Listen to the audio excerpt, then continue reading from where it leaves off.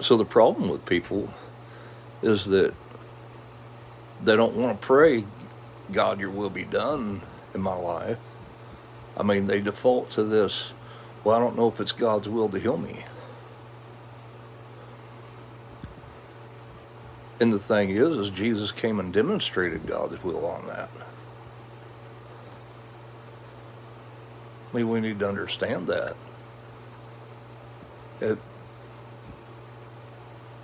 and we don't receive that based upon our works of righteousness, but by the hearing of faith, as Paul wrote. He who works miracles among you, does he do it by the works of the law or by the hearing of faith?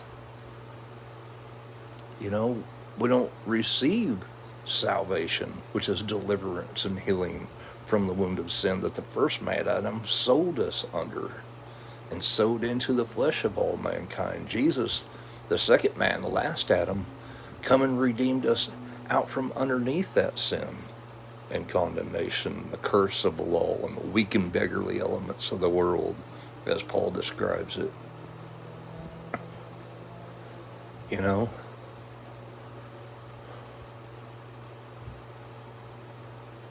It says, the writer of Hebrews said, but without faith it's impossible to please God. For those that come to God must not only believe that he exists, but that he's a rewarder of those diligently seeking him. But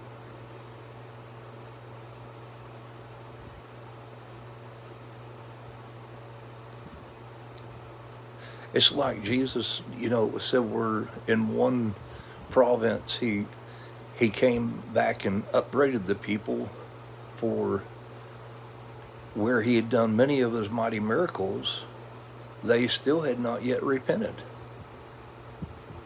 So we need to understand our healing isn't based upon our works of righteousness.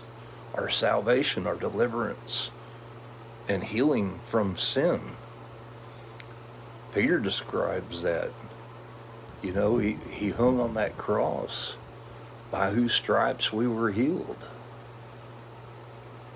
Who bore our sins in his own body. He didn't just forgive us our sins, he took away our sins. But if you don't believe that, then it has no power in your life.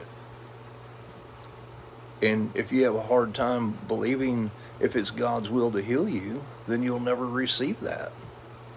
Because you have to have faith, not works of righteousness.